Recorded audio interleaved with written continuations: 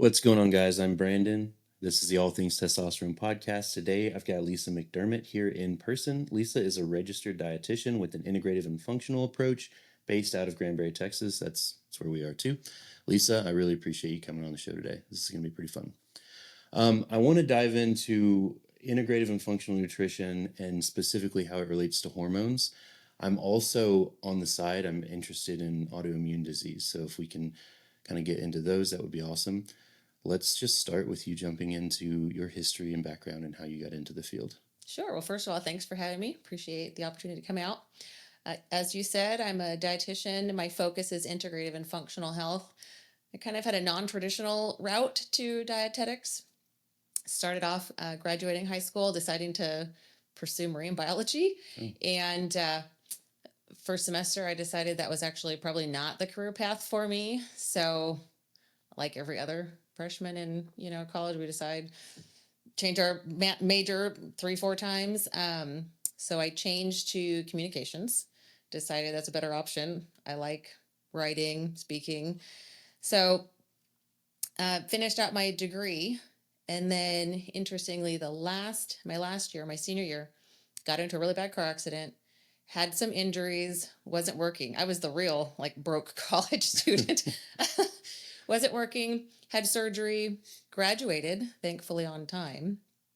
And then when I was done, I needed a job, and my dentist, who actually took care of some of the work after my accident, needed an office manager. So it worked out for both of us. Started working there, was there about 2 years, and that was where I had a real interest in just kind of overall health. Started with kind of just dental health and how what you eat affects your mouth, and then what goes on in your mouth affects the rest of your body. That was an interesting thing that I would hear from some of our patients. They were not aware that an infection in their tooth could go systemically and affect, the rest of their body or cause inflammation. So that kind of started me down the path of really having an interest in health. And then consequently, at the same time, I had gotten married, and then I was pregnant with my son, and through pregnancy developed an autoimmune disease. Delivered my son. It went undiagnosed actually for almost a year. Postpartum, was going to the doctors. They were telling me the usual, right? Oh, this was your first pregnancy. Your body has to go back to normal. These are all normal symptoms. And the dentist that I worked for actually was the one who said, she recognized some of my symptoms. And so she's like, I really think you need to get your thyroid checked. So I did. And then lo and behold, I was diagnosed with chronic lymphocytic thyroiditis, otherwise known as Hashimoto's disease, autoimmune. So that then kind of threw me into this researching what can I do to help my own condition.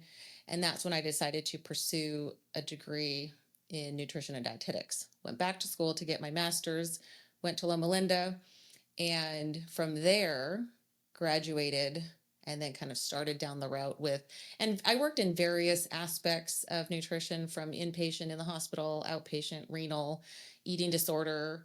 I taught at a university for about 6 years, loved that, and then kind of landed at private practice. And so that's kind of where I'm at now. So I would definitely say my own health journey was a real driver as well. Just as to, how what we eat and how we live and our environment that we live in. And then obviously the genes that we're born with can really then affect kind of overall health. What has been your favorite role in that? I imagine that some of it, like maybe working in a hospital system or even an eating disorder, that's like super basics, right? I watch shows like 1,000 Pound Sisters, and they say things like, mom taught us that if you drink a diet soda, so like soda water, then it cancels out a sugar, and so the ignorance level is just massive. So what's been like your, other than private practice, your favorite little piece that you've done? Ooh. So when I started in the hospital, because that's what they always tell you. When you're in school, they tell you do at least 1 year in a hospital. That's kind of the grunt work for a dietitian. And you do get to see a lot. You see a lot of different conditions.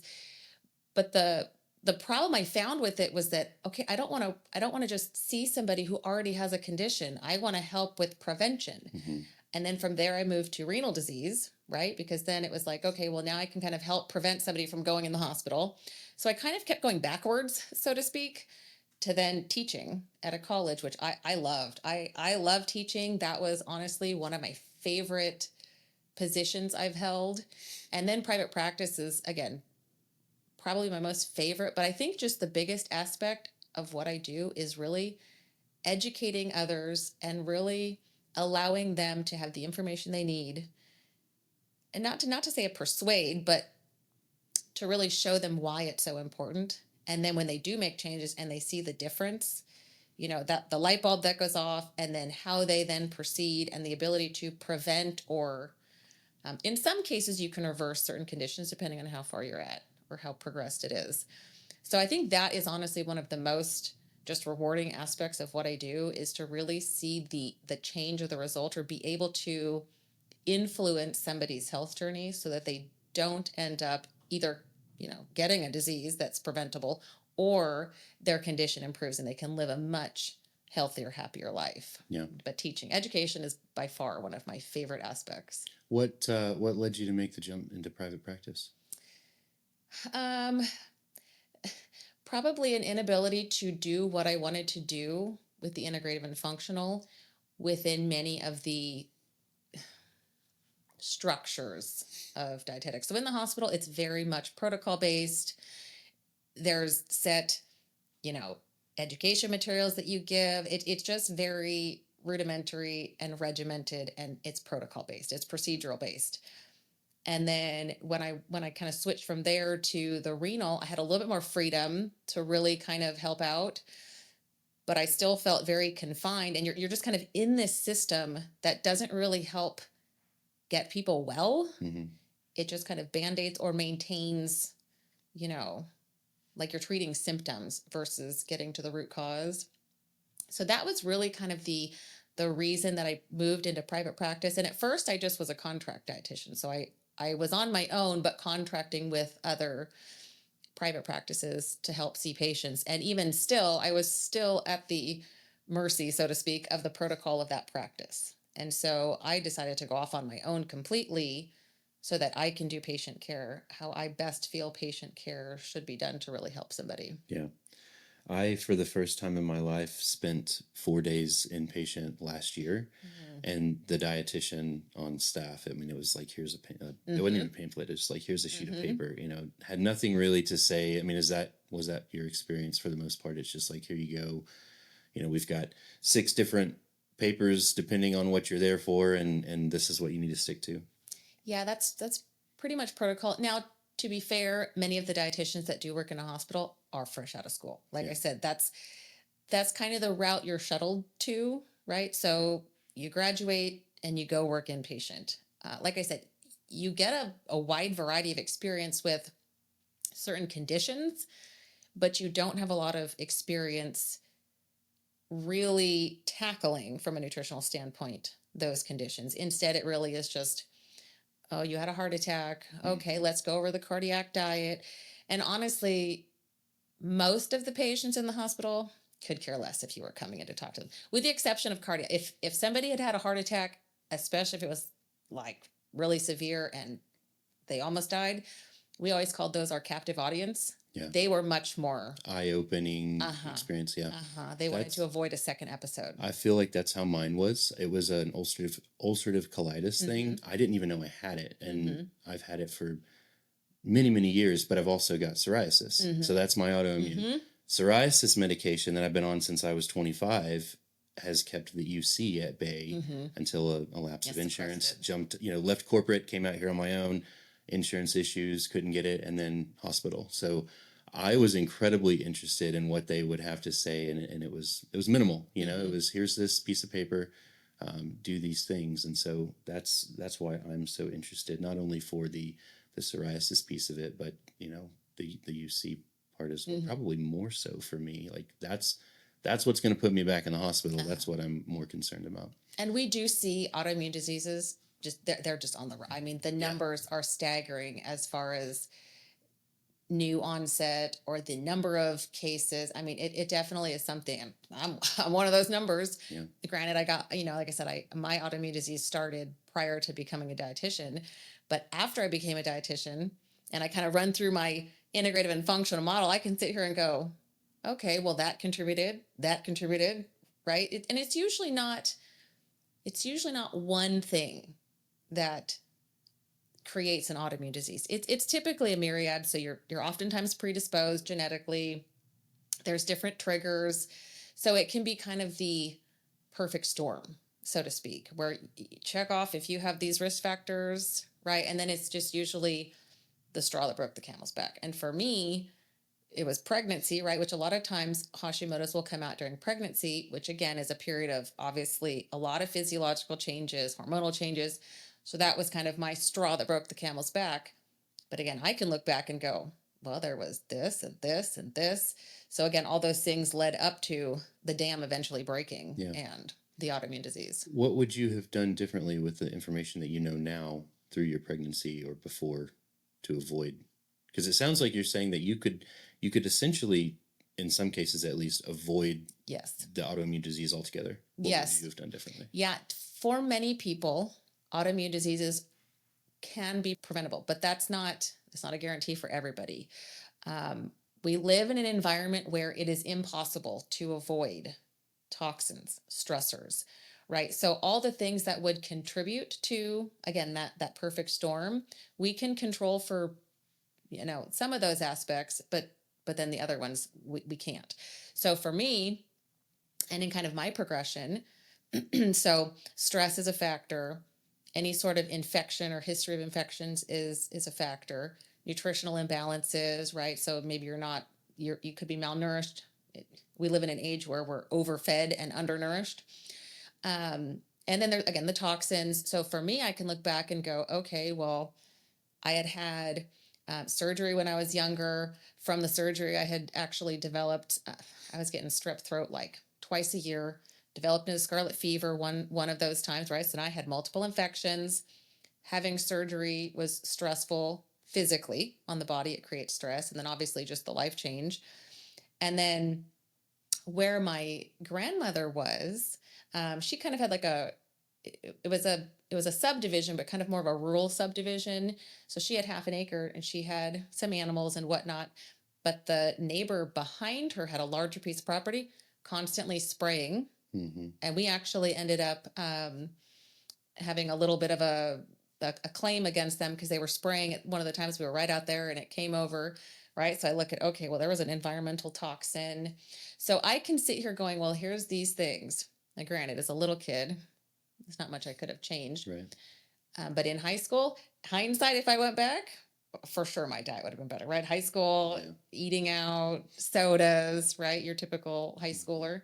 So yeah, so if I could go back in time, for sure I would have and I had a pretty we'll say moderate childhood in the sense that my grandmother had animals, so we got some of the food from her.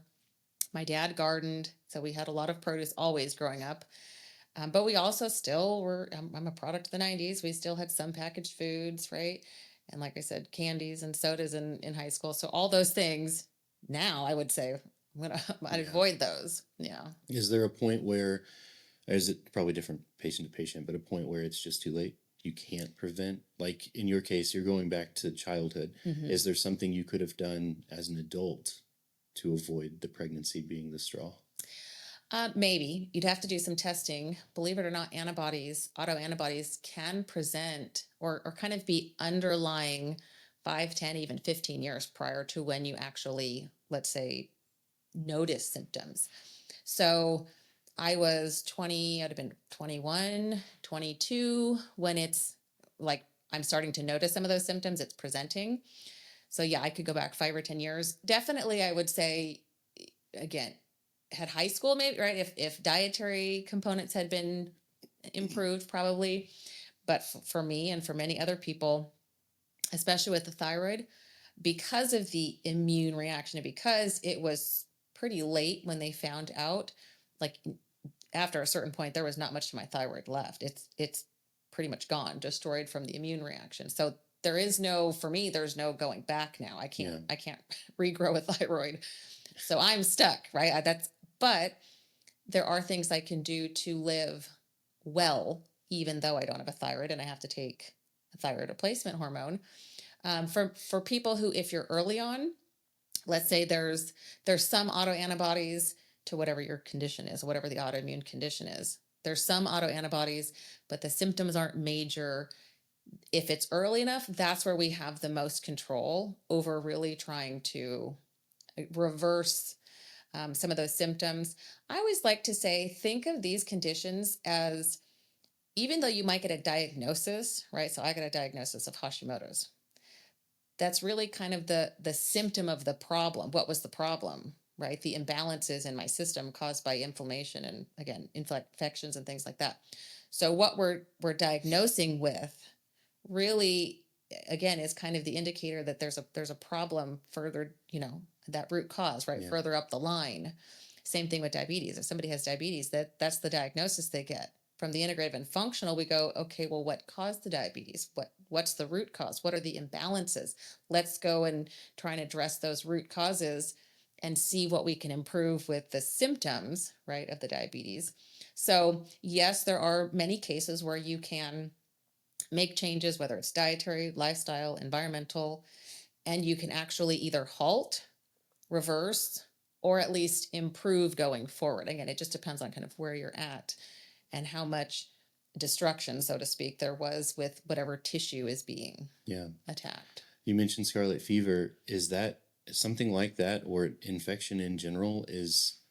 How impactful is that? I mean, if you have something like that as a child, like you were predisposed to the toxins from the neighbor, the scarlet fever, I've never thought about those things as an adult, and put it together. So how impactful is your past when trying to determine where to go with your health in the future? So that kind of depends on your specific genetics. So we look at lifestyle and we look at genetics. For some people, I would put myself into this camp. I always say I have, right, like really crappy genetics. It's like somebody rolled the dice and I got what I got.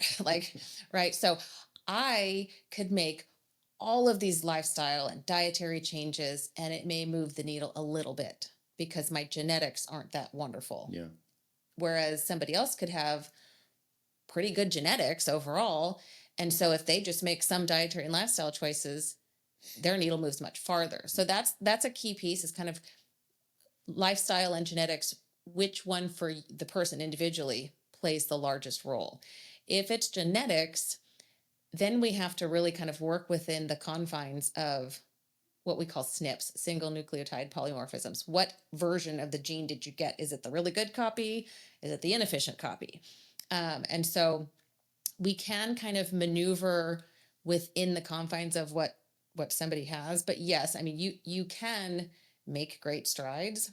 It just really kind of depends on what specific, triggers and stimulus and, adverse things you need to tackle essentially for you specifically. It sounds like you dive pretty deeply into those things. It's not just here's your one sheet on a meal plan. How deep do you go with genetics and testing and things like that? Like if a new patient comes to you, where do you start? What do you do? Oh, good question. This is probably one of the biggest differences between integrative and functional and just your traditional conventional model. For both, actually, just traditional healthcare, dietetics, I mean, chiropractic, you name it. If you're using an integrative or functional model, this is where we really look at a deep, comprehensive assessment of the person that we're seeing. So I go back to like birth pretty much, right? How are they born? Were you a vaginal birth or a C-section birth? That first thing will kind of determine what your initial microbiome is. If you're a vaginal birth, you gain the microbiome of your mom as you're being delivered. C-section, you don't get that. Then as you grow up, again, how many infections did you get? You'd mentioned, the effects of infection. Again, it depends on the person's genetics and the person's lifestyle, but there are certain infections that the antigen can be essentially very similar to your own tissue, so similar that your immune system doesn't recognize the difference. Mm-hmm. So now you can, essentially, like, for example, let's say I had an infection and the antigen matched my thyroid. Well, now my body is creating these antibodies, and any, like, lock and key, any lock that key fits into it, right? It just says my role is to destroy. If my key fits, I destroy it. So with the integrative model, we go back to birth and go through the years. I have had patients who stress is a big one. Stress is a huge role in just overall health, chronic conditions. And I've worked with a lot in the bariatric community, especially. And I go back to childhood. We go over dietary patterns, we go over weight patterns, we go over stressors, life events. And I've had many who have said, number one, nobody's ever asked me this questions before, which again, Yeah. it's not surprising. And two, then we start seeing, they kind of recognize, oh, well, I didn't think the trauma I endured as a child would affect me in my Right. 20s. Or especially with eating patterns and coping skills, that's another one. So stress can affect how we then cope. So it can cause inflammation in the body physically.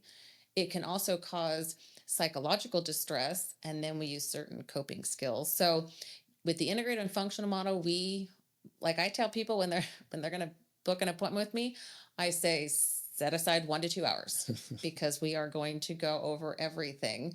And then as we work together, I always tell them that this is not the magic bullet theory, right? It's not just I tell you to do X, Y, and Z and everything's good.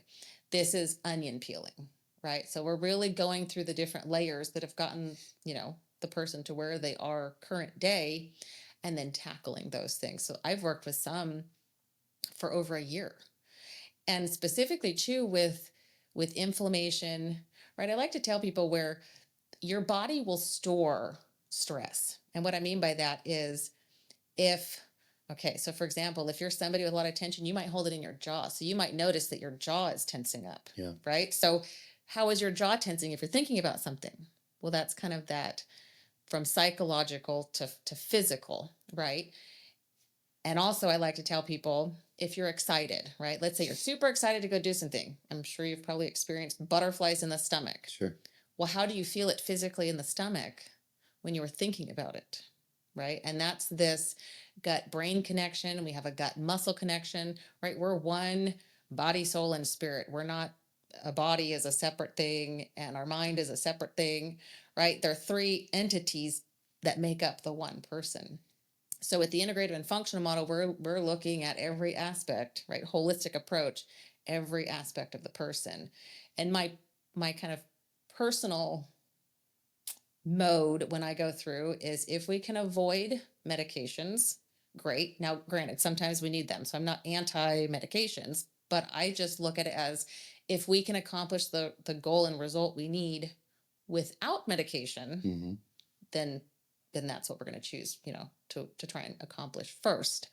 So yeah, it's a pretty, I kind of joke around, even when I've worked at other practices, I always got what I called the difficult patients, and I meant difficult as in complex, very complex cases. I can't tell you how many times I have heard patients say, I have been to, and they start listing the number of doctors, and they go, nobody can help me. Can you help me? That's very common. And I always feel so bad. I can't promise, right? I can't promise I can help, but I've never had a patient see zero improvement. And kind of like you mentioned, right? A big part of that is just, we have 2 different models that we use. Sometimes I feel like hyper aware of my tongue and almost like it doesn't fit. It's too big for my mouth. It's not, but I feel like that's where I would hold, like, I don't know, something, tension, excitement, whatever. You saying that about the jaw was like, oh, my tongue, it's too big, and it doesn't have anywhere to go.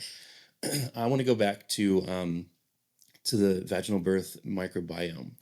What does that even mean? Like, what may you or may you not be gaining or losing from a birth?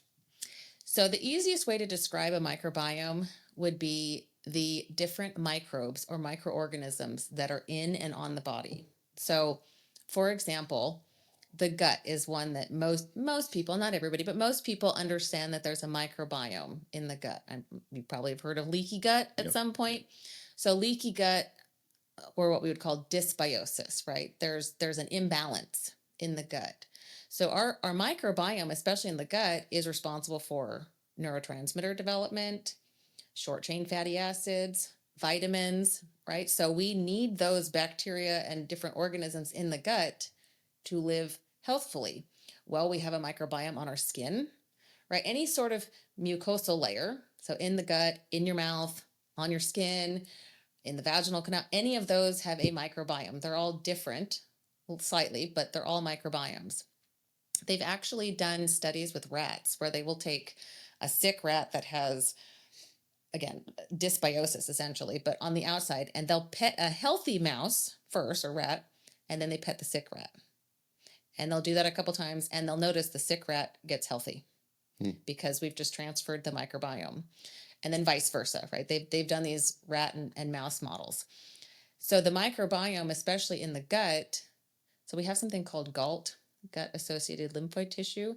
So depending on studies you look at, about 60 to 80% of your immune system is actually in your gut. That's your core component to immunity. It's kind of your first line of defense, right? When you're eating things, it's your first line of defense. So when you have a vaginal birth, as you're going through the canal, the vaginal canal, birth canal, that microbiome, kind of like the rat, it's transferring the microbiome to the baby. So it's like a protective layer. Forever? They just No, it's not forever.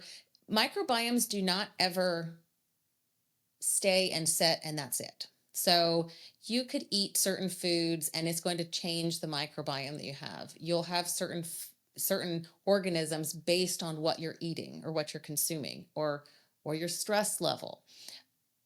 But it's not permanent. So if I want to, I reduce my stress, I change my eating habits, I can change my microbiome to keep it that way. And it's not exact, but to keep it healthy or unhealthy, you would have to continue those habits, whether healthy or unhealthy. Yeah. Yeah. That it sounds terrifying to go all the way back to birth, and permanent or not, I would imagine that there's, some sort of domino effect. If we go back to birth, vaginal C-section, you don't get, and then that just obviously that's where you start your life, but that's where things begin. And I don't know, it just makes it sound scary. It sounds scary, but it's not. Like I said, those are just pieces, right? That they're not diagnostic in the sense of, well, that's why you had a C-section. That's why you're sick. My son was a C-section. I couldn't deliver vaginally. My son was a C-section. However, so he didn't get the original microbiome, right? But over the years, how was he raised? Well, with, good nutritional practices. I mean, he's been sick like twice, maybe. Right. So again, think of it like, what do you repeatedly do? Yeah. Though that's where you're going to have the greatest influence or effect, is what is the thing that's kind of constantly being done. And a big component, honestly, is really food quality and environment that we live in, right? That's going to have a much greater effect on stress levels, inflammation in the body, microbiome changes. And I loved it. God gave me probably all of my problems because I get to tell patients, look, if I can live a healthy life with all the problems that I have, then you got a pretty good chance of, improving. I was born with one kidney. Just that's how it was. Like I said, predisposed for autoimmune diseases. They run rampant on my mom's side.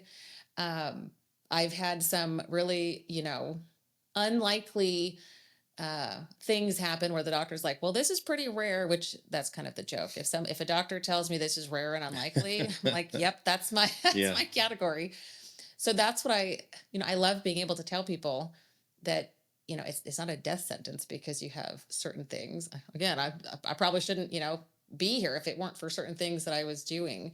So yeah, it's not something you need to be afraid of.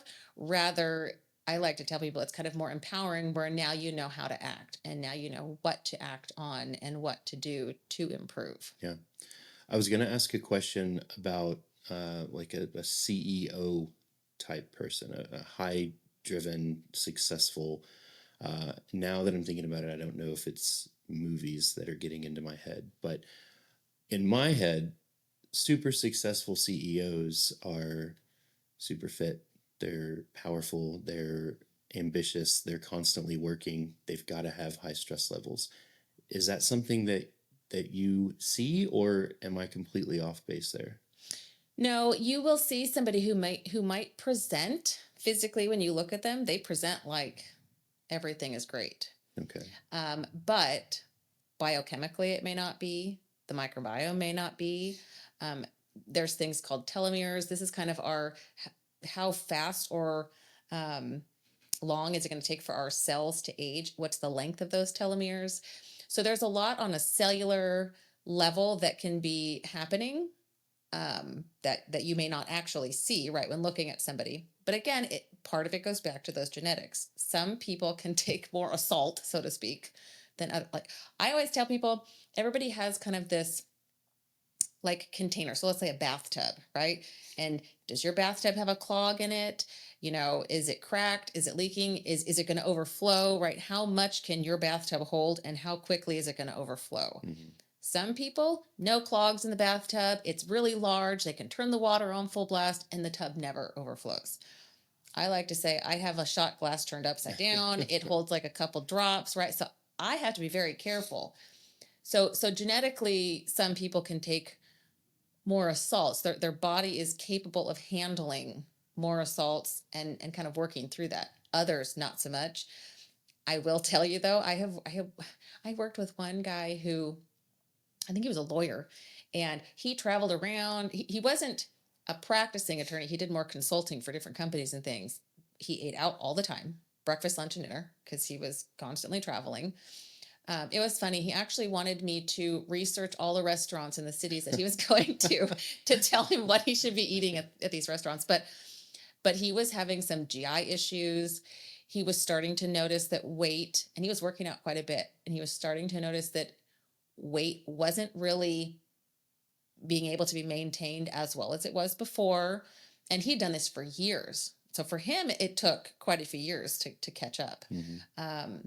So yeah, so there's a lot of variation in kind of how much, you can handle.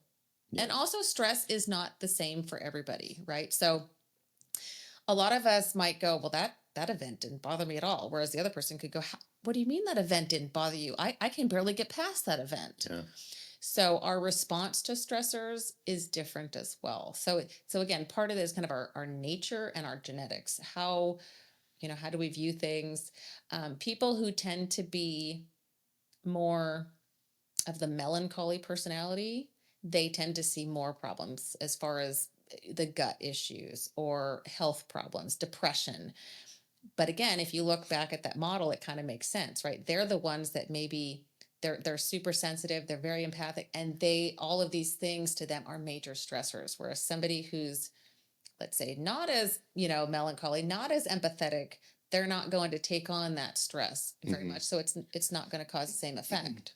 What is worse in your opinion? The type of person that I would call melancholy, or that sees the negative in everything, everything that goes wrong is just a giant mountain to get over. Mm-hmm. Or like I consider myself someone who's just like, well, that sucks, but how do we tackle this? Mm-hmm. And so there's stress on my side because I take on all these things Mm-hmm. and I fix them, but I don't view anything as impossible. Mm-hmm. It's just like, well, how are we going to fix it? That's the choleric nature in you. That's what it's The called. what? The choleric personality type. Okay. So here again, person specific. You could have a melancholy person that if they are very aware that they kind of take on the stress of others, if they are very mindful of then that kind of self-care, right? They're kind of ebbing and flowing with it then. They're not really taking on and holding on. They're taking on, processing it, letting go of it, so with them it really depends on how they are handling it, how mindful and cognizant they are of it, how in tune with their bodies and the symptoms that they're feeling, and being able to, again, oh, I'm starting to feel a certain way, or I've noticed that I'm more depressed, or I haven't been eating as well, let me make some changes. Then we see some differences. I'm kind of like you. I'm a very choleric pick yourself up by the bootstraps Yeah. and suck it up, buttercup, and move on. Not everybody's like that. Okay. But I will tell you, even with that personality type, physiologically, we're still taking stress on. Mhm. It's just psychologically, our threshold is much higher. Yeah. We aren't aware that we're past our limit typically until something happens, Mhm. right? So once the dam breaks, you're like, oh, I guess I hit my threshold. Yeah.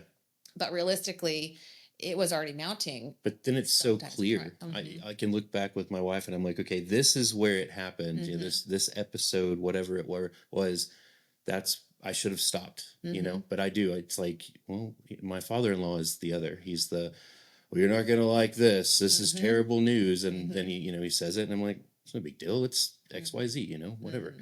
Mhm. But then those little things definitely add up. There's another personality type called the phlegmatic. The phlegmatic's the one who's like, who cares? Everything rolls off my back. They actually have statistically, they live the longest with the least amount of health problems. Is it just because they don't care And about it's anything? partly because they're not really invested in worrying so much about these things. So again, from the stress aspect, they're kind of taking on less of that Mhm. stress. Right. I'm sure you've heard statistics, right? The high CEO, the high achiever, that's the one that's potentially going to have the heart attack, right? From Mhm. high stress. Mhm. Well, your phlegmatic's the one who's like, I don't want to be a CEO. That's like way Right. too much work, right? They'll do it if they have to, but it's like, that's too Yeah. much work. I wonder if that's my wife. She, I don't feel like she's low stress, but she is very much like, I don't want to do that. You know, Mm-hmm. I'm happy doing this. And you're And usually a combination. So it's usually yeah, a combination of them. but then if there's some kind of difficult conversation we have to have with someone, she's like, let's do it right this second. Yeah. I'm like, I need a week. Like, let to, me to get ready. process through. Yeah. Yeah. Yeah. So, how does all this tie into hormones? Do you get into that side of things? Do you see people sicker with lower, higher hormone levels? So stress, number one, most definitely affects hormones, right? Because again, stress will cause inflammation in the body. It can dysregulate body systems. We can have things that turn on anti-inflammatory pathways in the body, or they turn on inflammatory pathways in the body, right? So we have things called epigenetics, which essentially they're not your genes. They kind of think of them like a light switch. They kind of modulate or have an influence or an effect on your genes, but they themselves aren't genes. So different things that go on can affect how our body is functioning. So hormones, obviously, right? Those are signal mechanisms. So stress, poor diet, weight, all of those things can affect hormone levels. So usually, again, I mean, I kind of do very holistic approaches. I try not to be myopic in my treatment and my plans with people. I don't want to just look at one thing, because most of the time it wasn't one thing that got them Yeah. to where they are. So we really instead look at, again, how are they sleeping? What's their stress level like? How's their circadian rhythm? What's their diet like? What physical activity do they get? How's the microbiome? So I kind of tackle all of these different aspects. And then ultimately, most of the time, not all, but most of the time, we'll start to see things improve. Hormones, especially, it's interesting because testosterone, right? Kind of like the sex hormones, testosterone, estrogen, the center molecule comes from cholesterol, right? We need cholesterol to synthesize Mm-hmm. these hormones. Well, what happens if you eat a really, really, really low fat diet? Now we can make cholesterol on our own. Anything with a liver can make cholesterol, but we have to have a certain amount of cholesterol for everything that we need it for. Yeah. So too much is not a good thing. Too little is not a good thing. Eating processed foods can cause inflammation in the body, which then can dysregulate, right? So there are things that can directly affect levels. Cortisol can change how, your body functions. GLP-1, right? That's like Ozempic and semaglutide, right? You see all the GLP-1s. We make that in our gut. Mm-hmm. But if the gut's not healthy, like I mentioned before with the microbiome, it's not going to be making certain things. So when we look at hormones, again, I really try and take kind of let's stand back and look at all the things that will either have a direct or indirect effect on them. What's out of balance? And let's get it back into balance and see how things change. I've had some patients where especially too when I've had a lot of diabetic patients. A lot of times they'll diabetes is kind of comorbid anyways. We don't just see just diabetes. There's usually some other co-occurring. Obesity is one.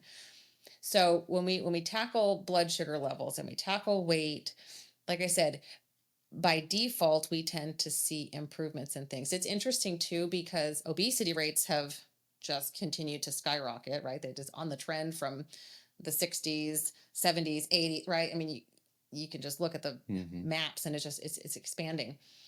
So then you also can look at testosterone levels or estrogen, right? They also are out of range. Mm-hmm. But sometimes it's interesting to not to necessarily overlay exactly, but how have rates been changing for each one? And is there a correlation, not necessarily a causation, but a correlation? Okay, so as weight is continuing to increase, then we also see testosterone, right? Or Yeah. as dietary patterns have changed over the years, we see, or as inflammation has, right? So when we look at these patterns and trends over time, again, that's where I kind of look at it holistically and we kind of focus on each one of those. Yeah, I mean, if I've had some where they are completely in the toilet as far as how they feel, and obviously, right, hormones, if your hormones are out of whack, I mean, your entire life doesn't run and function the way that you would want it to. You don't feel Mm-hmm. the way, right? Mood changes, physically you can have changes, sex drive will change. So yeah, it's definitely something that we see. And again, you can look at the trends over time to kind of see the different influencing factors of that. Yeah. How would we contact you if we wanted to work with you? How does that work? So Nutrition Rooted is my business. So nutritionrooted.com. I'm on Instagram and Facebook, though, full disclosure. I don't do a whole lot on social media, but I'm on social media. Same thing, Nutrition Rooted. And then Instagram, I think, is nutrition_rooted. Okay. But yeah, my website or the social media. Yeah. Cool. Any parting words for our audience that's just like, I didn't get to say this, I absolutely have to? My parting words for the audience would be looking at food quality. Number one, looking at food quality. So our nutrient density has changed over the last 60 years. So there was one quote I heard from a study. One apple in the early 1900s is equivalent to 5 apples today. So you have to eat 5 apples on average. So not Yeah. if you, I mean, right, an average number. So 5 apples on average Like to the one. nutritional density. Nutritional density. Yeah.